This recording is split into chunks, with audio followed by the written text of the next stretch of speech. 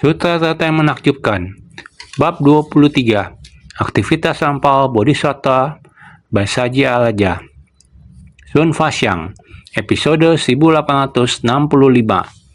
Dengan akal mata, Muni melihat para Tathagata. Bersungguh hatilah. Dengan bersungguh hati, baru dapat menyelap Dharma ke dalam batin.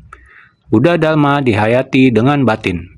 Mesti menggunakan kebijaksanaan tulus untuk memahami, bukan mengandalkan tulisan atau kepintaran saja. Mengubah pengetahuan menjadi kebijaksanaan. Semua orang harus bermawas diri. Kita mesti bersungguh hati dalam kebijaksanaan yang tulus, menghayati Buddha Dharma secara bersungguh-sungguh. Hal ini sangat penting. Harap semua orang bersungguh hati. Keheningan dan kesabaran hendaknya mengenakan jubah dari keheningan dan kesabaran, memasuki kediaman dari kemaha ulas asihan. Kesabaran adalah tanah murni dari bodhisattva. Hendaknya bersabar terhadap hinaan dan senantiasa berwajah lama. Orang yang bersikap tenang dan sabar akan bisa mencapai jalan kebudaan. Sekarang saya, jika berbicara ada sedikit kesulitan. Harap kalian bersungguh hati. Keheningan dan kesabaran. Hendaknya mengenakan jubah dari keheningan dan kesabaran, memasuki kediaman dari kemaha welas asihan. Kalian tentu akrab dengan beberapa kalimat ini. Pada waktu sebelumnya, sering diulang-ulang kata-kata ini dalam waktu yang lama. Sekarang bila didengarkan, tentu sudah jelas dan memahami. Kondisi batin hening dan jernih, tekad yang luhur dan luas. Sejak saya mulai membabarkan sutra makna tanpa batas, hingga sekarang sudah lewat belasan tahun. Beberapa kalimat ini sudah mengakar dalam benak kita dan kehidupan kita, asalkan kondisi batin hening dan jernih. Dilafalkan dengan lancar oleh semua orang. Sangat jelas, sudah bisa dihafalkan. Menghafalkannya, sudah mampu. Menerapkannya, apakah kita sudah melakukannya? Sekarang, saya katakan lagi kepada kalian, tetap masih keheningan, namun dan kesabaran. Kita keheningan dan kesabaran. Keheningan yang jernih adalah ketika batin sangat murni, begitu murni hingga tidak ternoda sedikit pun. Sungguh sangat murni. Namun kondisi luar selalu ada beraneka ragam yang masuk ke dalam batin kita, dan berbagai hal-hal duniawi tidak selalu sesuai dengan keinginan kita. Banyak hal yang tidak sesuai dengan keinginan. Apakah kita mampu menahannya? Apakah kita bisa menerimanya? Jika kita tidak mampu menahankan dan tidak bisa menerima, lalu harus bagaimana? Tetaplah kembali kepada ajaran Buddha. Hendaknya mengenakan jubah dari keheningan dan kesabaran. Bila dalam batin kita tiba-tiba muncul rasa yang sangat tak tertahankan, lalu pada saat itu apa yang harus dilakukan? Kita tetap harus meningkatkan kewaspadaan, melihat ke dalam diri sendiri, mengingat kembali apa yang diajarkan oleh Dharma Buddha, lalu mengenakan jubah dari keheningan dan kesabaran. Batin harus hening. Ketidakmampuan untuk bersabar terjadi karena batin tidak bisa hening. Muncul perbuatan tak terkondisi, sehingga tak tertahankan. Namun saat masalah telah muncul dan masuk ke dalam batin kita, apa yang bisa dilakukan? Tidak ada jalan lain selain kembali mengambil Dharma, memakainya bagaikan sehelai jubah kesabaran, lalu mengenakannya. Ini adalah agar tekad batin kita semakin kokoh, agar semangat jalan Dharma kita bangkit kembali. Ingatlah bahwa kita adalah seorang praktisi. Ajaran Buddha harus bisa kita terapkan ketika suatu peristiwa menimpa kita, supaya dapat benar-benar digunakan. Bila batin ini dapat berputar dengan tepat, tidak ada hal yang tidak bisa dilakukan. Di dunia ini banyak sekali contoh sebelumnya. Waktu yang lalu, jauh sebelumnya. Bukankah pernah diceritakan sebuah peristiwa? Di Iran ada seorang ibu yang bijaksana. Anaknya berada di luar rumah. Tidak tahu karena alasan apa, tiba-tiba dipukul mati oleh seorang pemuda. Sebenarnya apa yang terjadi? Terjadi di jalanan. Itu benar-benar peristiwa yang sangat tiba-tiba. Seorang anak sedang berjalan dengan tenang di sana. Tiba-tiba saja dipukuli hingga tewas. Anak itu adalah putra seorang ibu. Anak ini telah dibunuh. membuat kita merasakan bagaimana perasaan sang ibu. Penderitaannya sungguh tak tertahankan. Dalam masyarakat yang sederhana, tiba-tiba terjadi peristiwa seperti ini. Maka masyarakat, rakyat, semua pun ramai membicarakannya. Ada yang, bahkan banyak orang yang merasa simpati kepada ibu tersebut. Lalu bertanya-tanya, hukuman apa yang pantas dijatuhkan kepada pelaku? Semua orang sangat mendukung ibu dari korban tersebut. Namun pihak sana juga mempunyai ayah dan ibu. Orang tua memikirkan anaknya. Anaknya pergi memukul orang lain hingga tewas. Kedua orang tua hatinya juga sangat bersedih. Mereka tahu bahwa membunuh orang akan dikenakan hukuman berat. Anak orang lain telah meninggal dunia, sedangkan anak sendiri belum tahu akan vonis dari pengadilan. Apakah bisa hidup atau harus mati? Atau apakah dia akan diberikan hukuman berat? Sepasang orang tua ini sangat bersusah hati. Setiap hari, setiap malam, tahu bahwa anaknya melakukan kesalahan berat. Namun tidak peduli seburuk apapun anak ini, tetaplah anak dari orang tuanya. Sehingga sangatlah khawatir. Khawatir suatu hari nanti bisa dikenakan hukuman berat. Mungkin saja anak ini bisa dikenakan hukuman gantung. Ini adalah hukuman terberat. Namun kedua orang tua yang dilukai, kondisi batin mereka, sepasang orang tua ini, bagaimanapun juga anaknya masih ada. Namun anak dari kedua orang tua itu telah tiada. Dan akhirnya pengadilan kemudian memutuskan, bagi yang membunuh orang, maka anak ini dihukum hukuman mati. Hukuman mati ini harus dilakukan di depan kumpulan banyak orang. Mata dan telinga datang untuk menonton. Anak yang dihukum hukuman mati ini wajib dihukum di depan banyak orang. Anak ini lehernya telah dijelat tali. Kakinya diberikan pijakan berupa sebuah kursi yang sangat tinggi sekali. Sebuah kursi yang sangat lebar dan kakinya dibiarkan berpijak di situ. Dengan kondisi leher diikat dengan tali, begitu diberikan perintah, begitu orang tua dari anak yang dibunuh, yang berada di tengah kerumunan orang, asalkan mereka mengatakan, gantung dia, maka tali gantungan akan dikencangkan. Tetapi, sepasang orang tua ini berdiri di sana. Pengadilan mulai membuat pengumuman. Mereka meminta orang tua korban untuk memberikan perintah. Di momen ini, ibu korban berlari menuju panggung dan memarahi pemuda itu dengan keras. Ia sangat marah, sedih, dan sambil menangis.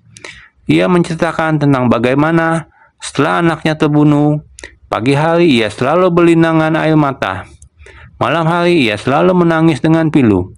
Siang dan malam selalu menangis. Jadi dia sangat marah dan sakit hatinya. Ia menuangkan kesedihan dan kemarahan di panggung tersebut. Kemudian ia berputar dan tiba-tiba menampar wajah anak itu dengan keras. Kemudian dengan kedua tangannya, ia melepaskan tali tersebut dan membebaskannya. Ia berkata, "Saya telah kehilangan seorang anak laki-laki. Rasa sakit ini sudah tak tertahankan. Saya tidak ingin orang tua keluarga lain, apalagi seorang ibu akan menderita seperti saya, akibat kehilangan seorang anak. Jadi, demi hati seorang ibu, saya memaafkanmu." Semua yang berada di bawah panggung bertepuk tangan. Ibu dari pelaku maju ke panggung dan memeluk ibu korban.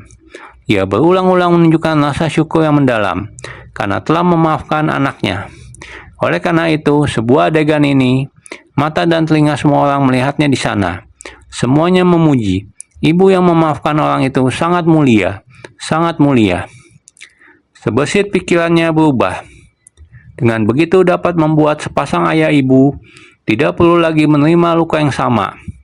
Kejadian kedua kali terluka akibat kehilangan anak. Ini juga memberi sangat banyak pengajaran. Bagaimana harus mengajari anak, juga sebagian anak muda. Semuanya juga merasa sangat menyesal. Mengapa anak muda ini begitu tidak dewasa? Mengapa ceroboh sesaat hingga menyebabkan hal ini? Sekarang anak-anak muda ini, sekelompok besar anak muda juga memperhatikan di sana. Juga merasa diri sendiri harus mengubah diri menjadi baru. Tindakan gegabah masa lalu. Orang muda begitu yang bertindak begitu ceroboh.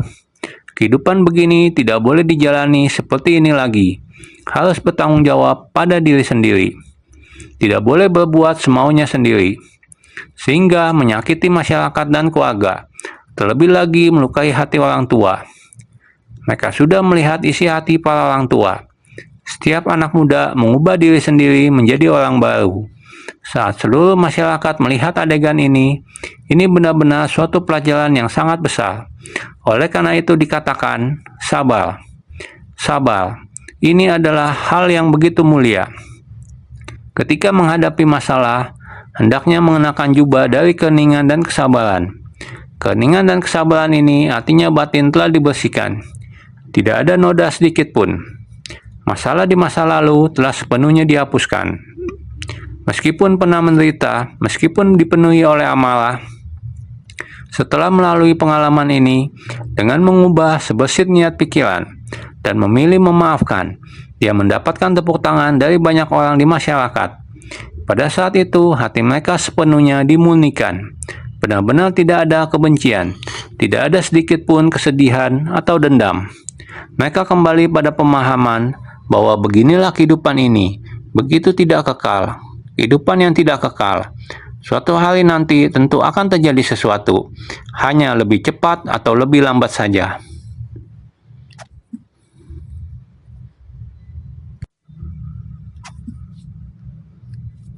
Jadi, dia melihat sesuatu dengan lebih terbuka dan melepaskannya. Ini adalah kediaman dari kemahawelas asihan. Telah memasuki kediaman dari kemahawelas asihan. Bukan hanya mengenakan jubah kesabaran, namun hatinya bagaikan hati Buddha. Dengan hati Buddha memperlakukan semua makhluk bagaikan anak-anak sendiri. Para makhluk sudah menyadari kesalahan mereka. Karena mereka makhluk awam, hati dipenuhi oleh kekeruhan, mudah melakukan kesalahan. Setelah melalui pembersihan ini, mereka menjadi jelas. Walaupun keyakinan dan agama yang berbeda, mereka menganut ajaran yang berbeda. Semua akan kembali kepada Tuhan. Begitu batin menjadi tenang, Tuhan berada di hati mereka. Ketika batin tidak tenang, maka akan dipenuhi amarah. Oleh karena itu, ketika kita mempelajari ajaran Buddha, kita harus belajar untuk berpikiran jernih ketika terjadi sesuatu. Saya masih ingat pada tahun itu 2007. Saat itu juga bertepatan dengan acara pertemuan asosiasi guru. Ada seorang guru datang ke Aula Jingxi untuk kegiatan ini. Karena ini acara pertemuan guru. Pada hari itu 23 Juli, ia menerima sebuah panggilan telepon yang memberitahukan bahwa suaminya ketika sedang berjalan-jalan pagi di taman, tiba-tiba didekati seseorang, entah apa alasannya, lalu dipukuli hingga meninggal. Kabar itu pun datang. Saat melihat dia menerima berita tersebut, saya berkata kepadanya, "Kamu harus menenangkan hati." Dengan mata berkaca-kaca, ia justru menghibur saya. Master, selama beberapa hari ini saya sudah mendengarkan begitu banyak pelajaran. Hati saya sudah punya persiapan. Hanya saja tak menyangka datang secepat ini. Namun karena sudah datang, saya akan siap. Hati saya siap. Lalu segera memberikan tiket kereta untuknya, agar ia cepat pulang ke rumah. Setelah pulang, kita kembali memberinya perhatian. "Bagaimana keadaanmu?" Dia berkata, "Master, jangan khawatir. Saya mengambil satu tindakan, yaitu memaafkan." Mendengar ia berkata memaafkan, dua kata ini keluar dari mulut guru ini dalam waktu yang sangat singkat. Pulang dari Hualien. Setelah dia pulang dan pergi ke rumah duka, dia menelpon saya saat di rumah duka. Dia berkata, "Master, jangan khawatir. Saya melihat dia begitu tenang terbaring di sana. Saya berpikir bagaimanapun dalam kehidupan, pasti akan terbaring di sana. Hanya masalah cepat atau lambat, dan dengan cara yang berbeda saja. Saat ini saya melihatnya begitu tenang. Saya dapat melepaskan. Saya terhadap pihak tersangka. Telah memberitahu mereka. Orang tua dan anak datang. Saya telah memberitahu mereka bahwa saya telah memaafkannya." Dia kembali berkata, "Akan tetapi proses hukum selanjutnya kita tidak tahu." Saya berkata, "Jika harus masuk ke pengadilan," dia berkata, "perlu kesaksian saya." Asalkan saya berkata telah memaafkan, bagaimana pihak pengadilan memutuskan itu menjadi urusan mereka. Saya tidak akan menuntut. Demikianlah, saya bersedia berdamai dan memaafkan. Akan tetapi tersangka pembunuhan harus mendapatkan hukuman dari pengadilan. Bagaimana pengadilan memutuskan? Saya tidak tahu. Inilah komunikasi melalui telepon. Maka dapat dikatakan untuk memaafkan seseorang juga merupakan sebuah niat. peristiwa ini telah terjadi, harus bagaimana? Benar, dunia masih ada hukum. Pengadilan dapat mengadili dan batin diri kita sendiri. Dengan orang tua pihak tersangka, kita memaafkan. Ini adalah prinsip kebenaran yang sama. Pada intinya, ini disebut hendaknya mengenakan jubah dari keheningan dan kesabaran. Dikatakan, memasuki kediaman dari kemaha welas asihan. Ini adalah Buddha Dharma. Dengan Buddha Dharma, ketika berhadapan dengan peristiwa yang terjadi, batin kita dipenuhi oleh keheningan dan kesabaran. Sangat mudah untuk dibaca. Namun, saat suatu peristiwa menimpa kita, apakah kita dapat bersikap demikian? Apakah kita sudah mengenakan jubah kesabaran? Apakah kita bisa memasuki kediaman dari kemaha welas asihan? Ini adalah penguasaan diri dari pelatihan diri. Maka, kesabaran adalah tanah murni dari bodhisattva. Hendaknya bersabar terhadap hinaan dan senantiasa berwajah ramah. Meskipun telah menerima penghinaan, mereka masih saja ramah dan sopan. Mereka bersabar. Orang yang bersifat tenang dan sabar akan bisa mencapai jalan kebudaan. Sehingga dikatakan, kesabaran adalah tanah murni dari bodhisattva. Melalui batin ini, kita bersentuhan dengan kondisi luar. Jadi, dengan bersabar akan segala penghinaan, walau dihina masih dapat bersabar. Masih bisa tersenyum dan tidak mempermasalahkannya. Inilah menahan kesabaran. Orang yang menahan kesabaran dapat mencapai kebudaan. Maka disebut, kesabaran merupakan tanah murni dari bodhisattva. Menahan kesabaran dapat mencapai kebudaan. Jadi, menahan kesabaran itu adalah bersabar terhadap segala hinaan, terhadap hubungan antar sesama manusia. Biar bagaimana orang lain menghina kita, kita tidak akan marah. Kita masih menghadapi secara lama. Ini adalah menguasai pelatihan diri dari menahan kesabaran. Pokoknya harus bersabar. Di dunia ini ada berbagai macam hal yang membuat kita kehilangan seseorang yang paling kita cintai dalam hidup ini. Itu sangat menderita, yaitu orang tua kehilangan anak. Tentu saja sangat menderita. Kehilangan orang terkasih sungguh menyakitkan. Bagaimana kita bisa memaafkan orang lain dengan damai? Ini adalah pengembangan diri sejati dan juga sangat mendalami ajaran Buddha. Kehidupan seperti ini sangat jelas. Ini merupakan hal yang tidak mudah. Mudah atau tidak mudah, ini dinamakan keterampilan sejati.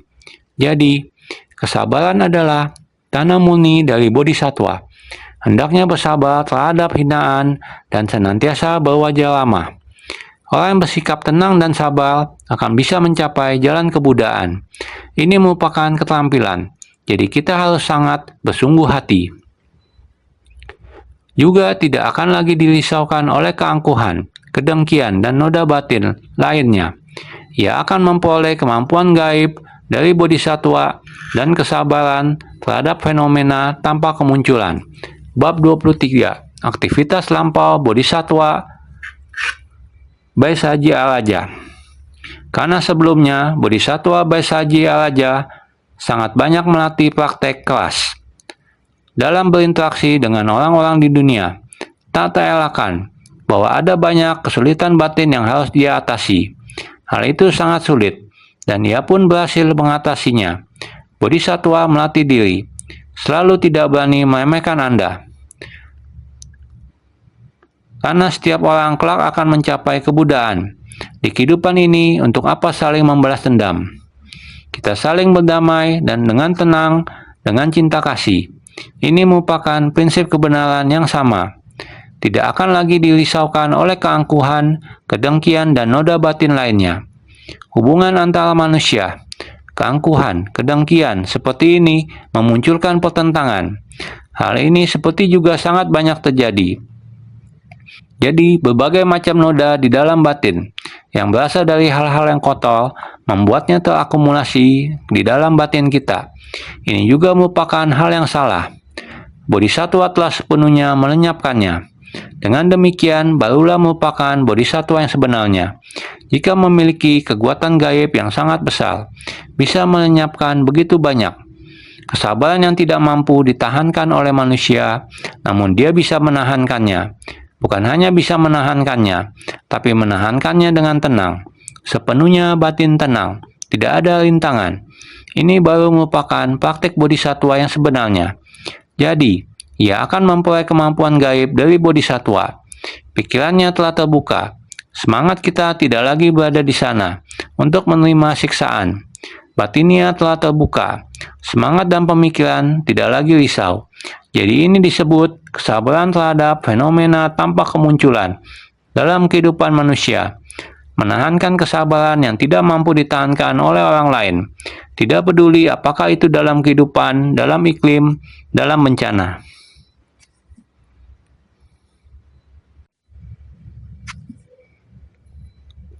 Ataupun terhadap hubungan antar manusia, bencana akibat ulah manusia, dan lain-lain. Kesemuanya ini merupakan penderitaan terbesar manusia di dunia. Penderitaan terbesar manusia di dunia ini bisa ditahankan dengan sabar. Ini merupakan kemampuan sejati. Ini baru merupakan batin bodhisatwa yang sebenarnya. Ini karena telah berpikiran terbuka. Batinnya telah memahami sepenuhnya. Bukan kemampuan gaib apapun. Pikiran telah terbuka. Batinnya telah terhubungkan. Jadi ketika kita mengatakan kemampuan gaib adalah telah terhubung dengan prinsip kebenaran spiritual, tidak lagi terintangi, tidak lagi memiliki kerisauan, segalanya telah terkoreksi. Maka naskah sutra selanjutnya menyatakan lagi, setelah memperoleh kesabaran ini, akal mata menjadi murni. Menggunakan akal mata yang murni ini untuk melihat para Buddha Tathagata, sejumlah butiran pasir dalam 7.002.000 koti nayuta Sungai Gangga. Bab 23. Aktivitas lampau bodhisatwa Baisaji Alaja. Lihat, dengan satu tindakan kesabaran seperti ini, akal kita menjadi murni, karena jiwa telah terhubung dengan prinsip kebenaran. Semangat atau jiwa telah terhubung, tiada kotoran batin apapun lagi yang bisa menghalangi kita. Belakangan ini saya terus mengatakan, jangan biarkan diri terganggu oleh kerisauan dan kegelapan batin yang menjadi rintangan bagi kita. Bagaimana kita bisa mencapai kebudaan? Yaitu dengan menapaki jalan bodhisatwa. Jalan bodhisatwa bisa menuntun kita mencapai tingkat kebudaan. Apa yang menghalangi kita adalah kerisauan dan kegelapan batin. Selama kita dapat melenyapkan kerisauan dan kegelapan batin, maka perjalanan kita di jalan bodhisatwa tidak akan terhambat. Karena hati kita sudah mampu bersabar dalam segala hal. Dengan bersabar, maka segalanya akan berlalu. Dan dengan bersabar dapat mewujudkan segala pencapaian besar. Selama kita memiliki kesabaran. Jika kalian semua menonton Dai TV, jangan lupa pada tahun itu, ada tayangan di mana tahun 2009 saat topan Morakot melanda. Kerusakannya sangat besar. Untuk dapat segera membantu orang-orang. Bagaimana caranya untuk membangun kembali di bagian selatan? Bagaimana memulihkan kembali kehidupan mereka? Bagaimana menempatkan mereka agar memiliki tempat tinggal? Agar mereka bisa pindah dari gunung ke dataran rendah, sehingga hidup dapat lebih stabil dan membangun rumah untuk mereka. Banyak orang yang bicara menentang dan keberatan. Namun pada saat itu, saya hanya memiliki sebuah niat. Satu orang dapat bersabar, maka ribuan orang mendapat berkah, dan puluhan ribu orang memperoleh berkah. Setelah memperoleh kesabaran ini, akal mata menjadi murni. Dikarenakan godaan dari segala wujud dan rupa di dunia yang memperdaya mata, membuat orang menjadi budak dari kasih sayang. Bila mata tidak melekat pada rupa, akal mata akan murni jadinya. Bukankah saat ini juga sama? Desa Daai di Kaohsiung, terdapat beberapa desa. Lebih dari 1.000 keluarga. Kita membangunkan rumah. Jika tidak terus bersabar, perumahan tersebut tidak akan selesai dibangun. Sesederhana itu. Menyerah. Aku tidak ingin melakukannya lagi. Seperti itu saja. Tetapi kita tidak tega untuk tidak melakukannya. Menanggung segalanya. Berupaya untuk memberikan para tunawisma untuk dapat memiliki tempat tinggal yang aman. Jika kita pikirkan kembali ke masa itu, tetaplah berpegang teguh pada kesabaran. Satu kata, kesabaran, maka dapat memberikan banyak kedamaian, mampu mengatasi banyaknya kesulitan, mencapai banyak hal, menenangkan hati orang-orang. Bukankah ini sangat bermakna? Kehidupan manusia memanglah seperti ini. Jadi, setelah memperoleh kesabaran ini, akal mata menjadi murni. Dikarenakan godaan dari segala wujud dan rupa di dunia yang memperdaya mata, membuat orang menjadi budak dari kasih sayang. Bila mata tidak melekat pada rupa, akal mata akan murni jadinya. Bila kita melihat jelas semuanya secara jernih, akal menjadi murni, maka sudah terhubungkan. Apa yang dilihat sudah terkoneksi. Orang bilang, harus membuka pandangan luas. Janganlah risau. Dengan membuka pandangan lebih lebar, kita akan membiarkannya berlalu. Membuka pandangan berarti membuka mata. Mata terbuka. Akal mata menjadi murni. Jangan karena pandangan yang sudah berlalu menimbulkan banyak kerisauan. Maka pandangan pun semakin buruk. Kerisauan semakin banyak. Namun, jikalau dapat membuka pandangan, kerisauan menjadi hilang. Jadi, sangatlah penting untuk membuka pandangan. Pandangan sangatlah penting. Seperti apa pandanganmu? Kerisauan dibuka dengan jelas. Maka hanya perlu seperti ini saja. Jadi, dikarenakan godaan dari segala wujud dan rupa di dunia yang memperdaya mata. Justru karena di dunia ini banyak sekali kebingungan dan kegelapan batin, sehingga membuat kita sulit melepaskan. Ada begitu banyak rupa-rupa godaan yang menarik kita, sehingga kebingungan dalam sesaat, tidak mampu melihat dengan jernih dan melepaskan. Orang yang menciptakan karma buruk juga demikian. Orang muda selalu ada perselisihan. Ada perselisihan apa? Banyak yang disebabkan oleh nafsu, cemburu, dan iri hati. Dari situlah timbul berbagai persoalan. Banyak kasus yang terjadi akibat hal-hal seperti ini.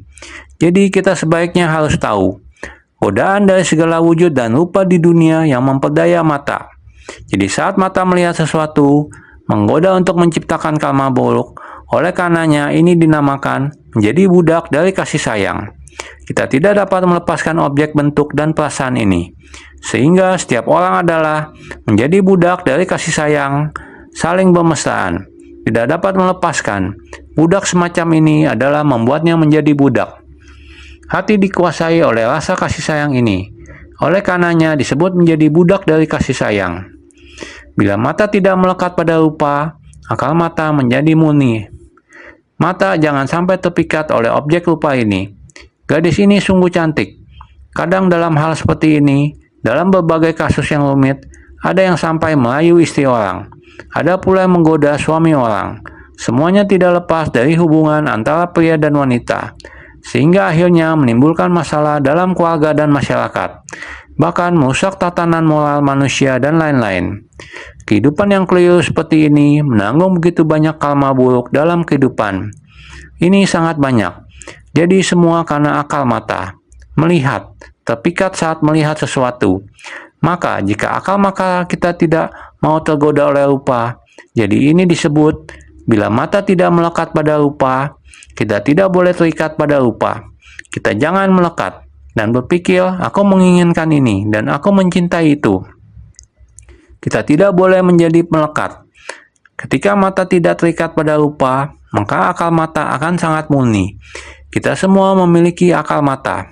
Akal mata membuat kita melihat dan memunculkan pikiran-pikiran yang tidak jelas. Di sini kita melakukan tindakan yang menyebabkan banyak masalah dan malapetaka. Jadi kita harus amat berhati-hati. Menggunakan akal mata yang murni ini untuk melihat para Buddha Tathagata. Sejumlah butiran pasir dalam 7.002.000 koti Nayuta Sungai Gangga. 7 juta melambangkan jasa kebajikan dari 7 cabang. 2.000 koti melambangkan kebenaran mutlak dan kebenaran relatif. Karena akal mata telah murni, memahami segala kondisi dari kekosongan dan keberadaan dari 7 cabang. Dengan kebijaksanaan, kalau 5 agregat adalah kosong, terlihat kalau semua wujud tak lain dan tak bukan adalah Buddha. Menggunakan akal mata yang murni ini untuk melihat para Buddha Tathagata. Sejumlah butiran pasir dalam 7.002.000 koti Nayuta Sungai Gangga. Selama akal mata murni dan kita memiliki pandangan yang lebih luas, kita dapat melihat begitu banyak Buddha.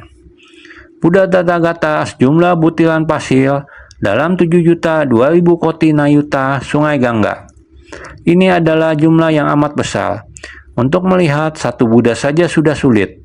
Tetapi selama kita dapat melatih akal kita, ketika kita benar-benar memahami Sutra Teratai, kita dapat melihat begitu banyak Buddha. Maka 7 juta melambangkan jasa kebajikan dari 7 cabang. 7 cabang merujuk kepada pelatihan diri kita. Pelatihan diri pada 4 ucapan dan 3 tindakan. Dengan demikian disebut sebagai 7 cabang. Ucapan terdiri dari berdusta, berkata kasar, mengadu domba, omong kosong. Ucapan memiliki 4 jenis. Bagaimana dengan tindakan? Pembunuhan, pencurian, dan asusila. Semua ini adalah perbuatan jahat. Pikiran ada keserakahan, kemarahan, dan kebodohan. Jika keserakahan, kemarahan, dan kebodohan muncul, semua itu merupakan 10 kejahatan. Jika kita membalikkan 10 kejahatan menjadi 10 kebajikan, 10 kebajikan juga berada di dalam pikiran. Sebesit niat bajik dalam pikiran kita. Coba Anda lihat, berapa banyak hal baik yang dapat dilakukan jika kita melepas kemarahan dalam batin kita. Bukankah kita dapat menahankan banyak hal dengan sabar, menciptakan sangat banyak berkah? Bagaimana dengan kebodohan?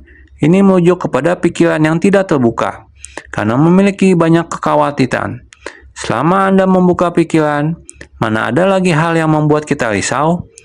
Batin, ketiga hal ini adalah tidak terbentuk. Maka, jika tidak membahas ketiga hal ini, jika membahas yang membentuk. Ini merujuk kepada 4 ucapan dan 3 tindakan. Dalam ucapan, jika membalikkan 4 kejahatan menjadi 4 kebajikan. Dalam tindakan, membalikkan 3 kejahatan menjadi 3 kebajikan. Dengan memiliki tubuh jasmani, Anda dapat melakukan hal baik. Kita menghentikan pembunuhan, pencurian, dan perbuatan asusila. Menggunakan aturan sila untuk mengendalikan tubuh kita. Seluruh perbuatan yang dilakukan oleh tubuh kita adalah menciptakan berkah untuk orang banyak. Tindakan merujuk kepada 3 karma baik. Ucapan juga memiliki 4 kebajikan. Vegetarian juga termasuk dalam salah satu kebajikan. Maka harus bersungguh hati. Di dalam 7 cabang mengandung banyak sekali dharma. Semua orang harus mengingat kembali, melihatnya dengan sepenuh hati. Sehingga, dengan kebijaksanaan, kalau 5 agregat adalah kosong, terlihat kalau semua wujud tak lain dan tak bukan adalah Buddha. 5 agregat ini, 5 agregat maksudnya mengumpulkan dengan banyak. 5 agregat maksudnya akumulasi. Kita mengatakan, 5 agregat adalah kosong, yaitu akumulasi praktek itu, mengakumulasi 5 agregat itu, rupa, agregat dari wujud dan lain-lain. 5 agregat ini bisa terakumulasi. Kita jangan melekat pada wujud, perasaan, persepsi, praktek, dan kesadaran. Kita jangan melekat pada 5 agregat. Tidak ada kemelekatan. Kita merasa kosong. Mengubah pengetahuan menjadi kebijaksanaan. Maka 5 agregat adalah kosong. Hal-hal yang kamu kenal, orang yang dikenal, masalah, benda, ingin perhitungan, itu adalah pengetahuan. Perhitungan dengan menggunakan pengetahuan diubah menjadi kebijaksanaan. Segalanya adalah kosong. Tidak ada yang perlu diperhitungkan. Hukum alam adalah kosong. Sehingga terlihat kalau semua wujud tak lain dan tak bukan adalah Buddha. Fenomena ini semuanya merupakan dharma, yaitu prinsip kebenaran, supaya kita berada di tingkatan untuk mencapai kebudaan. Di kehidupan manusia banyak kerisauan. Kita menjadikannya sebagai ladang pelatihan. Merupakan ladang pelatihan kita mencapai kebudaan. Sehingga dikatakan, kita bisa melihat begitu banyak Buddha. Lebih dari 700 miliar Buddha, begitu banyak. Sehingga jika satu prinsip kebenaran bisa dipahami, maka semua prinsip kebenaran bisa tuntas. Kamu membuka pandanganmu, kekuatan gaib akan menembus. Melihat dengan mata terbuka, maka semangat filosofi kita akan terbuka. Tidak ada hambatan. Mana ada fenomena yang bisa menghambat kita? Tidak ada lagi. Sehingga wujud, perasaan, persepsi, praktek, kesadaran, ini dinamakan 5 agregat. Ada 5 jenis. 5 jenis ini diakumulasi. Banyak kerisauan. Jika kita membuka 5 jenis ini, menumbuhkan jiwa kebijaksanaan. Bukankah kita semua, setiap orang memiliki sifat hakiki kebudaan, bisa menembus tanpa hambatan, sehingga semua orang harus senantiasa lebih bersungguh hati.